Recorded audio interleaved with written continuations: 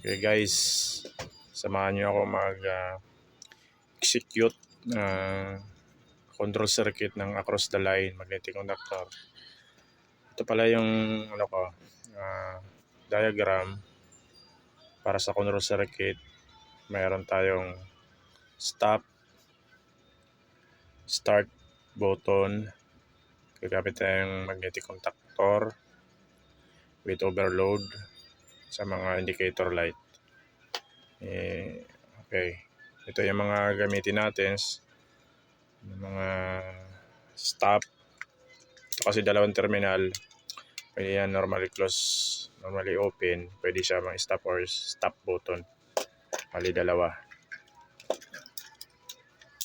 Tapos isang magnetic contactor na with overload relay. Ito yung basic lang, basic wiring sa motor control. Industrial magagamit ito sa susunod na mga video natin na dating sa motor control. Tapos ilaw, dalawang pilot light. Ito yung pilot light. Ito yung madalas ginagamit talaga ito sa mga mga controls ng mga indicator light. Okay, samahan nyo ako.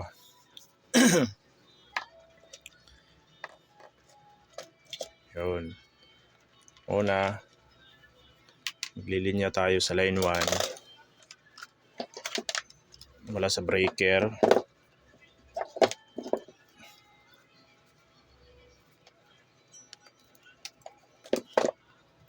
Gamitin natin yung push button. Yung pala sa natin push button, dalawang type 2. Yung normally close open, lalagay natin sa normally close.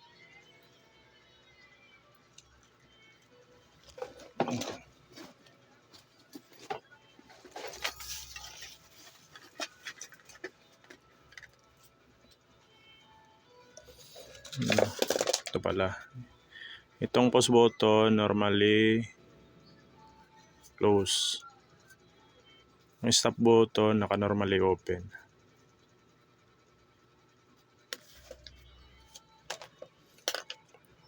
Bali para malaman nyo kung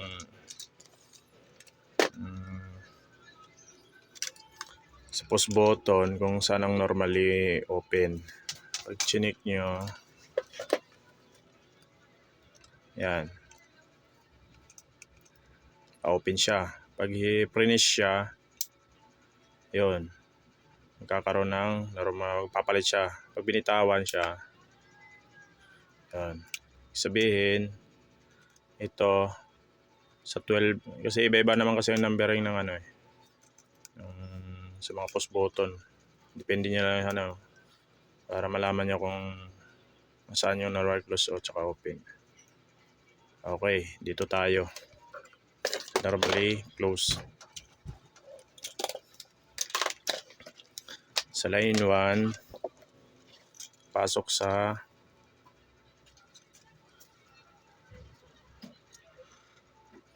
yan. Hirap naman magano.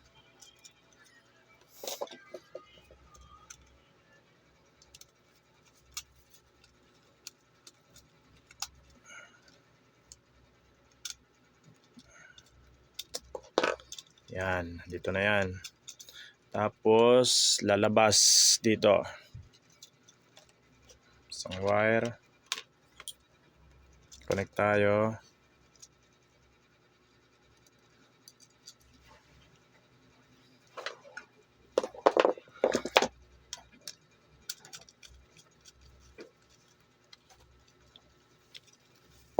Tapos lalabas dito sa start button sa normally open. Check na rin nasa na normally open.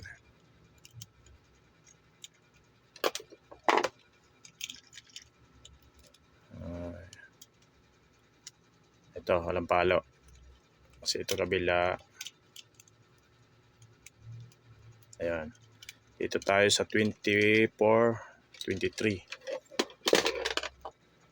Tatagos siya.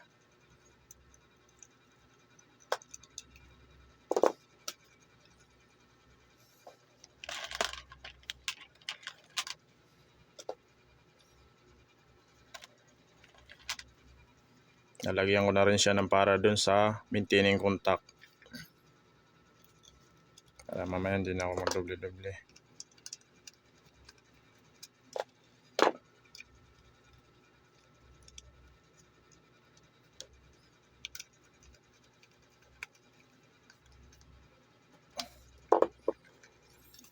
Tapos lalabas dito sa 4. Lagyan ko na lang siya ng tagging 4.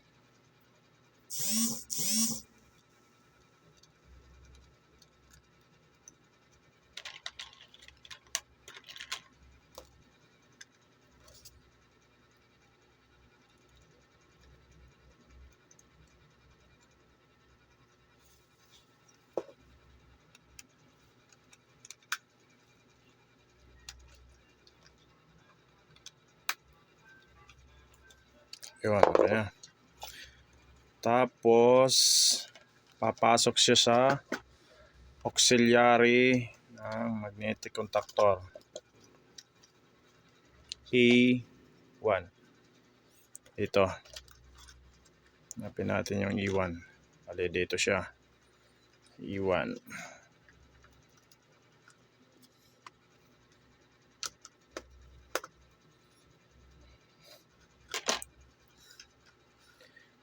Tapos kabila E2.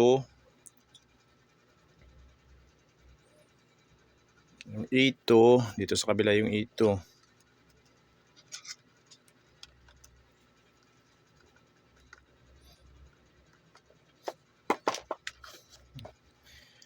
Pupunta siya sa 95 ng overload.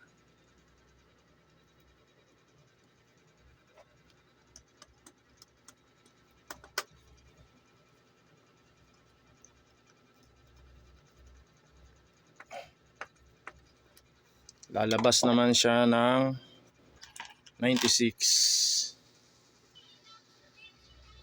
Normally close. Normally close to.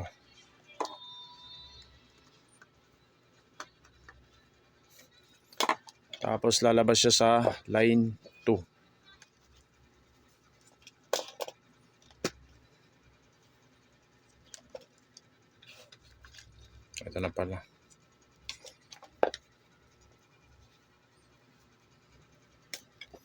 Pasok na siya sa line 2. Palitan ko na lang.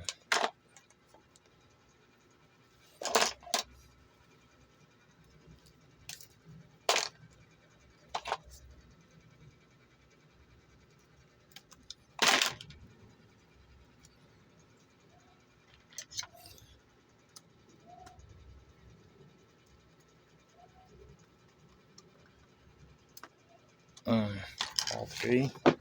Tapos na tayo sa taas. Bali tapos na tayo dito. Ngayon ito, lalagyan natin ng maintaining contact. Ang gamit kasi nito, pag prenis kasi yung start mo, mag-contact na siya. Normally close. Then pag binitawan mo kasi ang start button, babalik yan sa normally open. Ang magiging trabaho niya yan, dahil kasi naka-normally gagamit tayo ng auxiliary contact.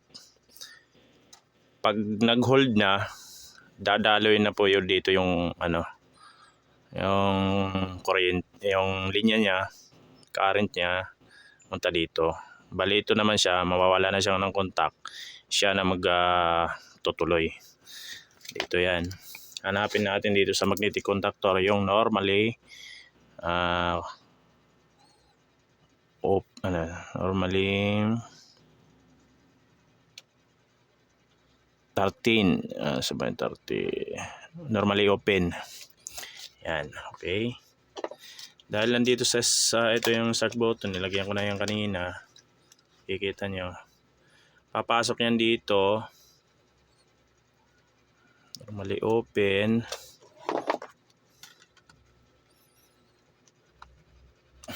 Tapos lalabas siya dito sa tartan. Kahit magkabaliktaran yan, okay lang.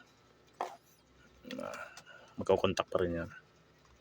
Yan, may holding contact na yan.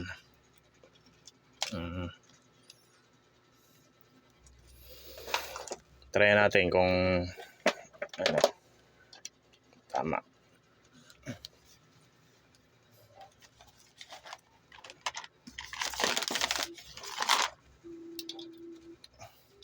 Check natin kung tama yung ano natin.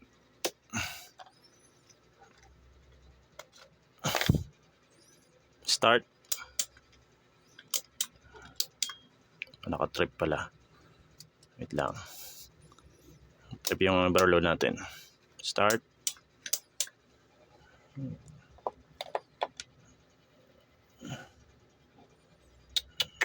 Line. Yun. Yun. Tapos stop. Lalagyan natin, kulang pa natin yan. Lagyan natin ng mga indicator light. Bali, okay na yan. Ngayon sa mga ilaw na lang tayo. Bali ito. Lagyan natin ng run para indication kung maglalagay ka sa control na nakarun na siya. Lalagay lang natin to coil to coil.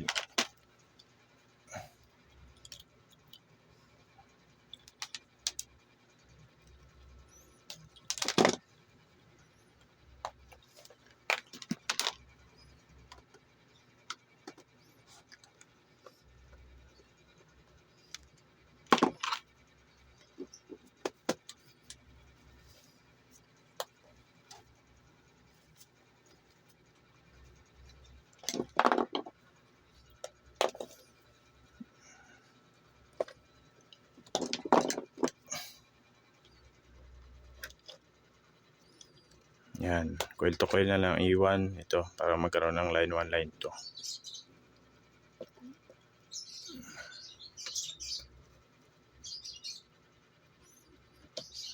Okay. Dito naman sa fault overload, tanggal.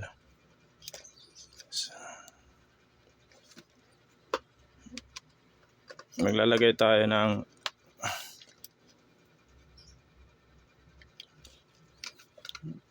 tanggal lang isang wire.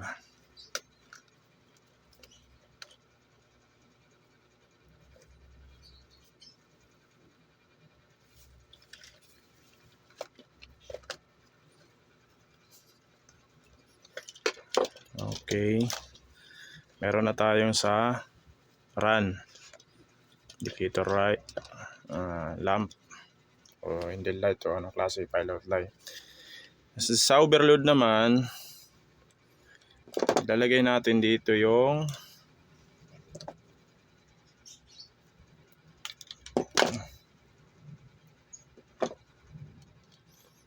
dito yan sa normally open. Lagay natin sa normally open, dalawa.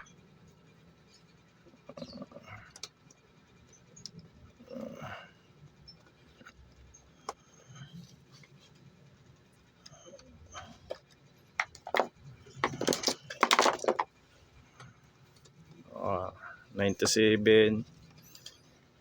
Tikas palyado ng mga ano.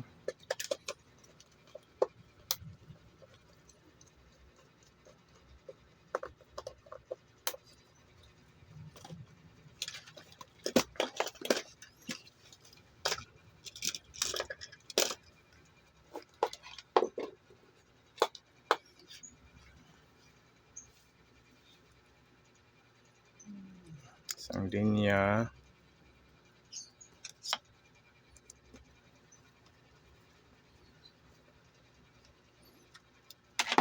Tapos kukuha tayo ng isang linya dito. Dito, jump.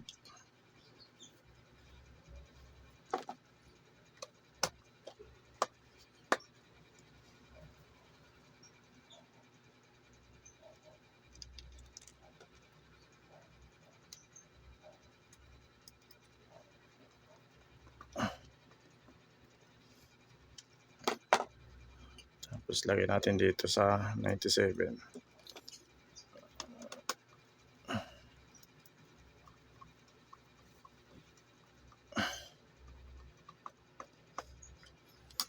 Tapos ang isang linya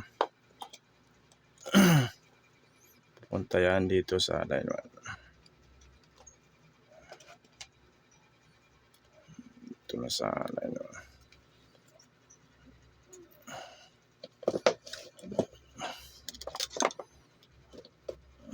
Natin dito.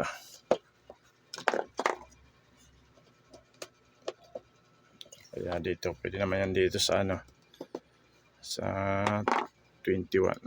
Sa 21 line.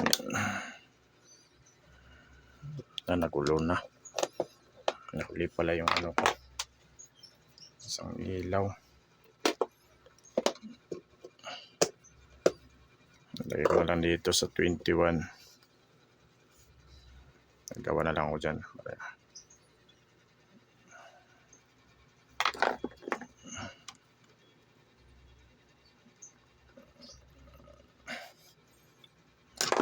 Tapos yung sa ano natin, sa pang ilaw, kulang.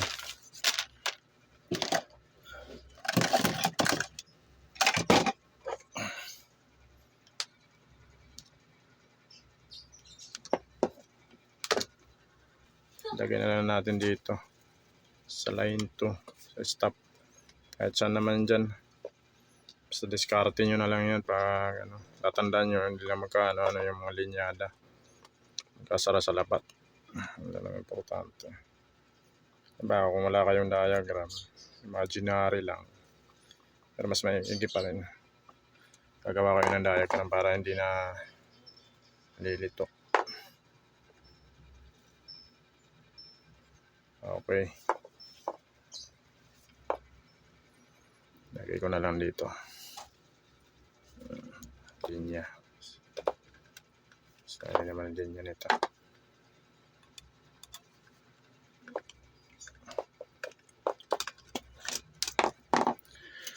Yun. Ito na lang. Kasya.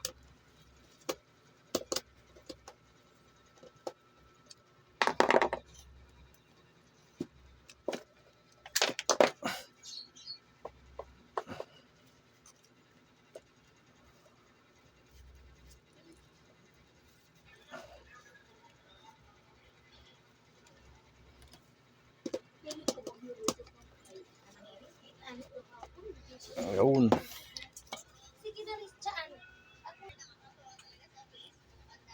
Dito sa start button, ito yung naging wiring natin. Tawid lang. Punta ka dito sa normally open ng ano, ng start post button, tapos tatawid sa ito. Itong maintaining contact is napakalaga yan. Dahil nga yung siyang hold ng contact sa E1. Kasi ang post button kasi pag in-on mo yan, up and down lang siya. Magkukontak siya pag dinin mo. Tsaka pag binitawan mo, babalik siya sa open. Kaya nangyayari, ang normally open ng dito sa magnetic contactor dito sa ibabaw, siyang magbibigay ng hold coil na para ang tawagin niya maintaining contact. Tapos tatawid lang tayo dito sa line ito, auxiliary coil to 95 dito. Tapos lalabas sa overload 96. Tapos tatawid naman siya sa line 2. Bali yun lang ang wiring niya.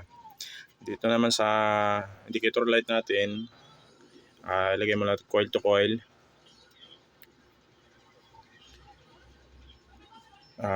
Ibig sabihin yan, naka-indicate siya na nagraran yung magnetic contactor mo para doon sa power circuit mo. Kasi napakalaga din ng mga ilaw para ma-indicate mo kung nasaan ang problema o ano ang problema. Sa visual troubleshooting pala, makikita mo na agad, may idea ka na kung ano ang problema. Tapos doon naman sa stop natin na ilaw, ilalagay mo lang sa isang paa sa line 2. Gagamit ka dito ng normally close sa magnetic contactor na 21, tatagos lang, tapos tatagos naman sa line 2.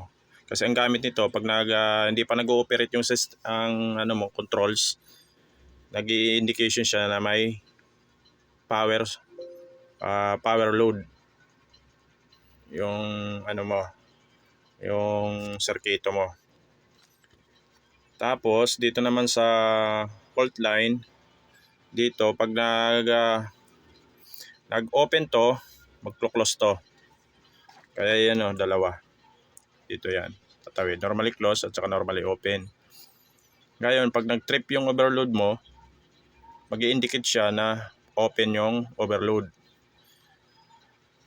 Mag-iilaw yung natin, fault indicator light. Sige, testing natin. On natin. Ibig sabihin, naka-ready to. Run na yung natin, yung control circuit. Pag in-start natin yan, mawawala to yung stop light natin. Run. Start. Lilipat na siya.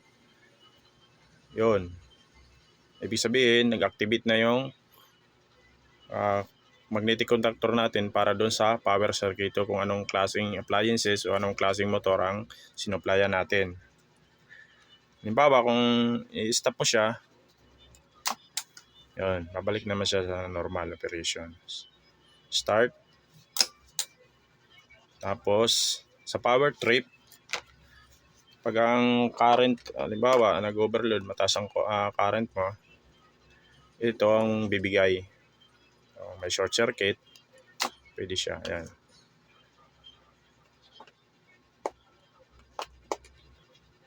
Para may mali.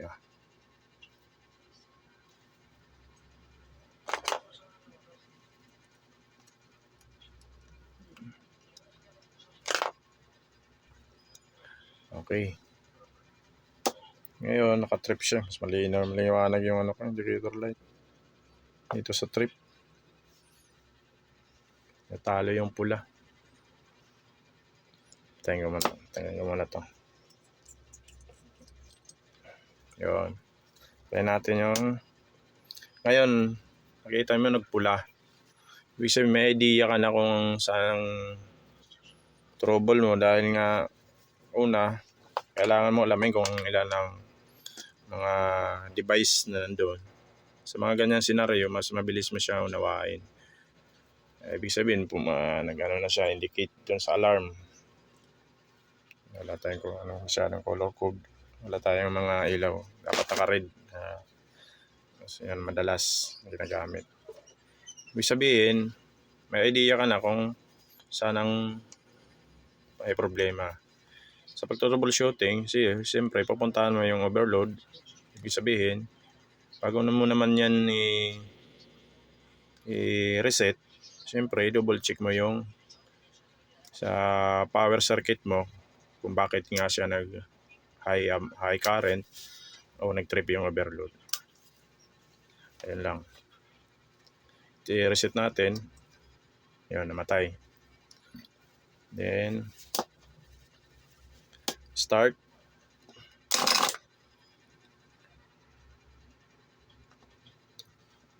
May mali. Yun. Activate pa. Start. Isang lolo ko kasi yung overload. Stop. start, stop, tapos trip. Yun lang. Yun ang trip natin. Yun, umilaw na yung trip natin. Yun lang. Yan ang tinatawag na across the line with start button, magnetic contactor, starter. Ito madalas ito ginagamit sa mga sa mga water pump, anong klase. Mahalaga kasi ito na mga ganitong wiring. Hindi lang ito yung magagamit mo. Magagamit mo pa ito sa mga iba-ibang klase ng load o power control circuit. Ang mahalaga kasi, kailangan mo kasi alamin, mapag-aralan yung mga contacts bawat device dito sa magnetic contactor. Kung anong gamit niya, Ayun ang mahalaga. Kasi hindi mo may execute ang mga device na to kung hindi mo rin alam ang function. Kaya napakahalaga na malaman mo kung ano ang mga sequences na paggagamit ng mga normally closed at normally open contacts auxiliary. Susunod, meron din tayo dito mga iba pa kasi kung kunti lang yung mga gamit natin. Yung mga relay, malaga to, relay, saka time relay. Mga gamit niya. Okay, thank you. Yan lang, medyo mahaba yung video.